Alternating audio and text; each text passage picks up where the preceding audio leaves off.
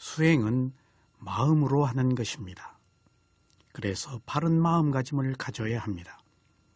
특히 위파사나 수행은 바라거나 없애려는 마음으로 해서는 안 됩니다. 바라거나 없애려는 마음은 탐욕과 성냄으로 이것은 반드시 괴로움을 주기 때문입니다. 바라거나 없애려는 순간 이기적인 마음이 생겨 원하는 것을 얻지 못하면 후회하거나 미워해서 평온을 얻을 수가 없습니다. 바라거나 없애려는 마음이 있는 한 대상을 있는 그대로 볼 수가 없습니다. 그래서 늘 다툼이 끊이지 않습니다. 그러므로 이것이 윤회의 원인입니다. 바라거나 없애려는 마음이 없으면 아무것도 못할 것 같아도 오히려 더 많은 일을 바르게 할 수가 있습니다. 왜냐하면 바라지 않기 때문에 자연스러움과 부드러움으로 할 수 있기 때문입니다. 수행자 여러분, 법을 알아차리는 수행의 세 번째는 6가지 안팎의 감각 창소를 알아차림입니다. 여러분들이 가지고 계신 교재 대념처경에 있는 47쪽을 참조하시기 바랍니다. 셋째, 6가지 안팎의 감각 창소를 알아차림입니다. 앞서 밝힌 것처럼 불교의 세계관은 한 인간의 정신과 물질에 국한합니다. 이러한 정신과 물질을 표현할 때 오온이라고 하기도 하고 12처라고 하기도 하고 18개라고 하기도 합니다. 오온은 5가지 정신과 물질의 무덕이라고 할 때 사용합니다. 12처는 6가지 감각기관과 6가지 감각대상을 합쳐서 12가지의 영역이라는 뜻으로 사용합니다. 18개는 이상의 12가지 영역에 6가지 아는 마음을 포함할 때 사용합니다. 그러므로 모두 같은 말인데 쓰임에 따라서 다르게 사용합니다. 오는 무덕이라는 것과 마음과 마음의 작용을 밝히기 위해서 사용하지만 12처는 감각기관과 감각대상이 부딪히는 것을 말합니다. 12연기에서 보면 정신과 물질 원인으로 유깁이 일어납니다. 이때의 유깁이 6가지 감각기관입니다. 다시 유깁을 원인으로 접촉이 일어납니다. 이때의 접촉이 6가지 감각대상입니다. 이는 감각기관인 안, 이, 비, 설, 신, 의가 감각대상인 색, 성향, 미, 촉법과 접촉하는 것을 말합니다. 6가지 안팎의 감각 장소를 한문으로는 12처라고 합니다. 12처는 6가지 안에 있는 감각 장소가 6가지 밖에 있는 감각 대상과 부딪힌 것을 합쳐서 말하는 것입니다. 이는 6내처와 6외처가 접촉하여 12처가 생긴 것입니다. 그러므로 우리가 살고 있는 것은 12처의 접촉으로 6가지 아는 마음이 일어나서 살고 있는 것입니다. 이러한 분류는 인간이 살아가는 데 가장 기본이 되는 과정을 밝힌 것입니다. 그러므로 인간은 6가지 감각기관으로 들어오는 정보를 통해서 의식하기 때문에 사는 것입니다.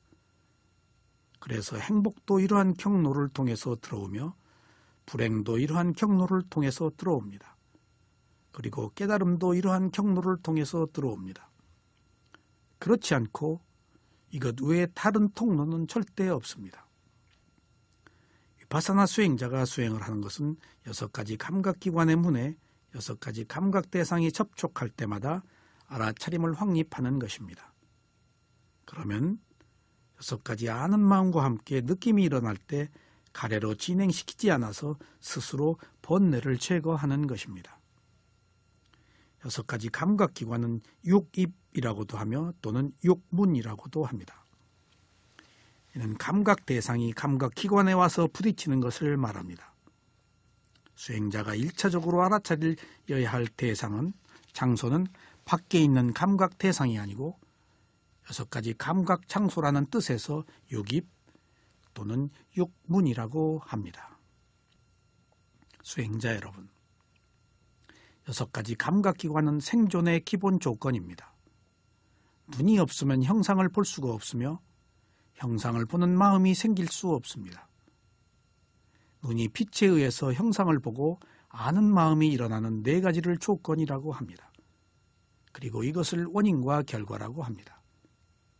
이러한 조건들이 성숙하기 위해서는 각각의 영역에서의 역할이 필요합니다.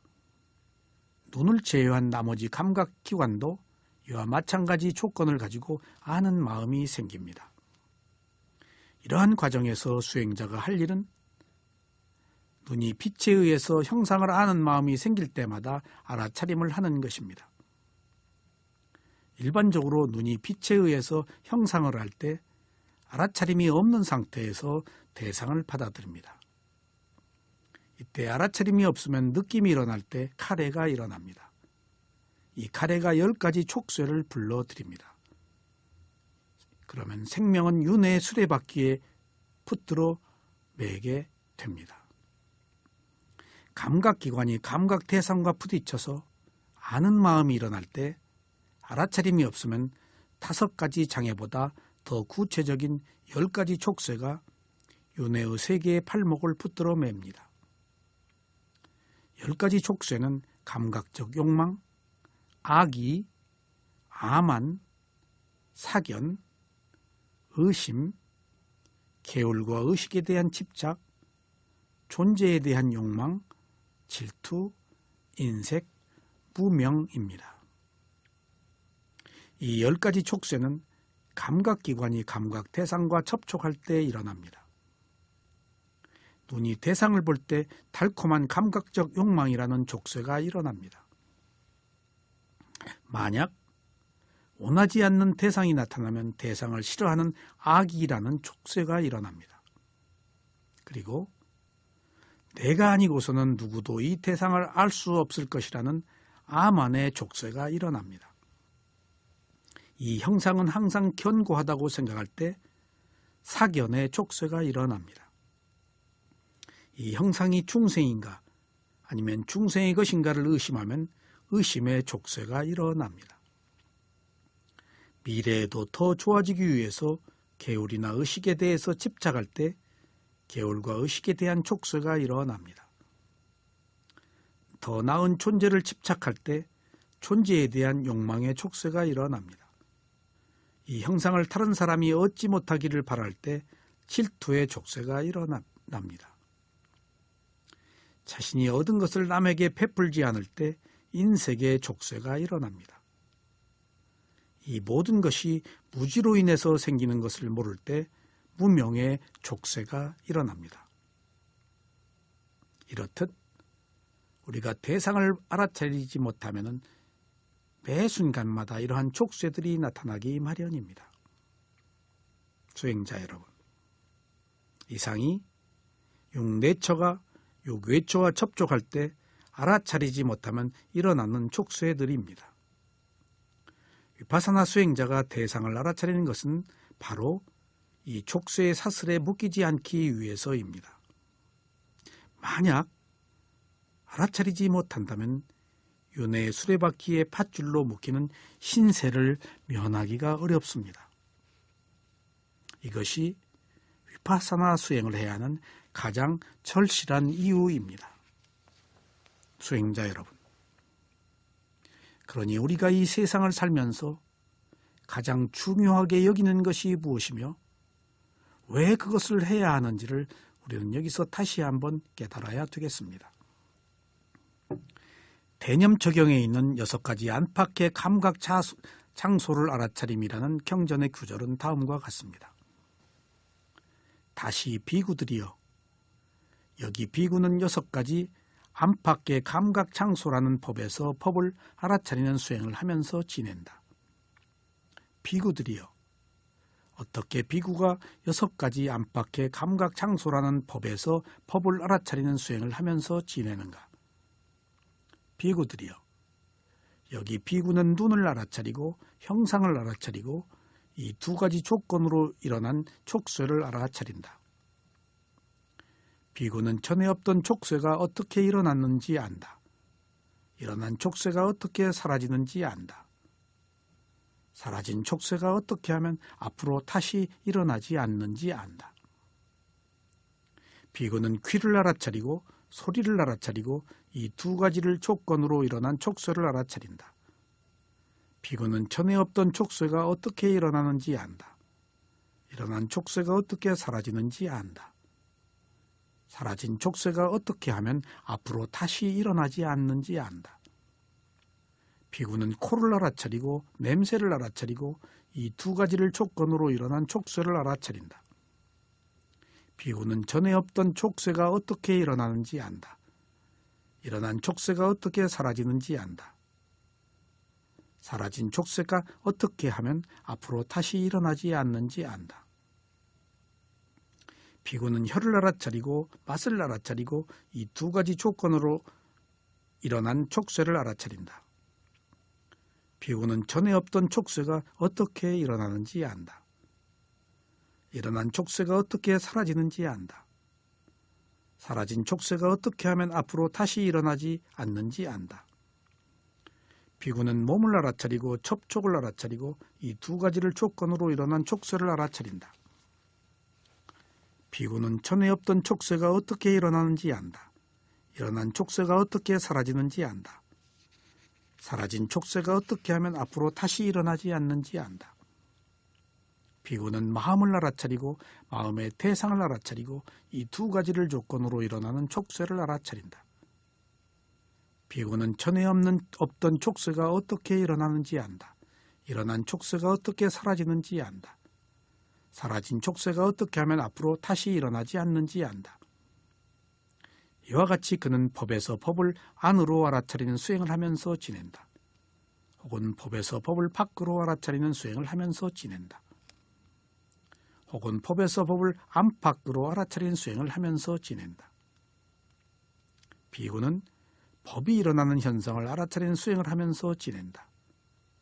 혹은 법이 사라지는 현상을 알아차리는 수행을 하면서 지낸다. 혹은 법이 일어나고 사라지는 현상을 알아차리는 수행을 하면서 지낸다. 비구는 단지 법이 있다는 알아차림을 확립할 때까지 법의 현상들에 대한 분명한 암과 알아차림을 확립하고 유지한다. 비구는 가래와 잘못된 견해에 의지하지 않고 지낸다. 그는 세상에서 아무것도 집착하지 않는다. 비구들이여, 이와 같이 비구는 법에서 법을 알아차리는 수행을 하면서 지낸다. 이상이 6가지 안팎의 감각 장소를 알아차림에 대한 부처님의 가르침이었습니다. 다음은 6가지 안팎의 감각 장소를 알아차림에 대해서 부처님의 가르침을 하나씩 살펴보겠습니다. 비구들이여, 여기 비구는 눈을 알아차리고 형상을 알아차리고 이 두 가지를 조건으로 일어난 촉새를 알아차린다. 비구는 전에 없던 촉새가 어떻게 일어나는지 안다. 일어난 촉새가 어떻게 사라지는지 안다. 사라진 촉새가 어떻게 하면 앞으로 다시 일어나지 않는지 안다. 수행자가 눈으로 대상을 볼 때는 눈이라는 감각기관과 형상이라는 감각 대상이 부딪혀서 보는 것이 성립됩니다. 모든 것은 이처럼 안에 있는 감각기관과 밖에 있는 감각 대상이 있어서 일어납니다. 이때 이것을 알기 위해서는 물질적 영역과 정신적 영역에서 서로가 역할을 하기 때문에 아는 것으로 이해해야 합니다. 이렇게 알아야 정신과 물질을 구별해서 보는 지혜가 나며 그 다음으로 원인과 결과를 아는 지혜가 성숙됩니다. 수행자는 항상 대상과 아는 마음이라는 두 가지 기능이 작용하고 있다는 것을 알아야 합니다. 이처럼 두 가지 요소들이 각각의 영역에서 기능을 하는 것을 알아야 사견에 빠지지 않습니다. 그렇지 않으면 대상을 볼 때 내가 본다는 생각을 가지고 보기 때문에 법을 볼 수가 없습니다. 그래서 유신견에 사로잡히게 됩니다. 수행자 여러분, 만약 알아차려서 10가지 촉새가 일어나지 않으면 일어나지 않은 상태에서 알아차림을 계속해야 합니다. 그러나 이미 반응을 해서 촉쇄가 일어났다면 다시 촉쇄가 일어난 것을 알아차려야 합니다. 그런 뒤에 촉쇄에 걸린 것을 아는 마음을 알아차립니다. 그리고 가슴으로 와서 촉쇄에 걸린 마음으로 인해서 일어난 느낌을 알아차립니다. 이것은 모든 대상이 나타났을 때 이렇게 알아차리는 일련의 하나의 과정입니다. 수행자 여러분, 전에 없던 촉쇄가 일어났으면 일어난 것을 알아차려야 합니다. 이때 왜 전에 없던 촉쇄가 일어났는지를 아는 것이 바로 지혜입니다. 그러므로 촉쇄가 일어났을 때 생각으로 촉쇄가 일어난 것을 궁금하게 여겨서는 안 됩니다. 단지 촉쇄가 일어난 것을 알아차려서 조건이 성숙되면 나중에 지혜가 나서 촉쇄가 일어난 원인을 알 수 있습니다. 수행자는 언제나 태상이 일어날 때 또 다른 본뇌가 들어오기 전에 즉시 알아차려야 합니다. 그리고 계속해서 태상을 알아차리면 결국에는 왜 촉쇄가 일어났는지를 지혜로 알 수 있습니다.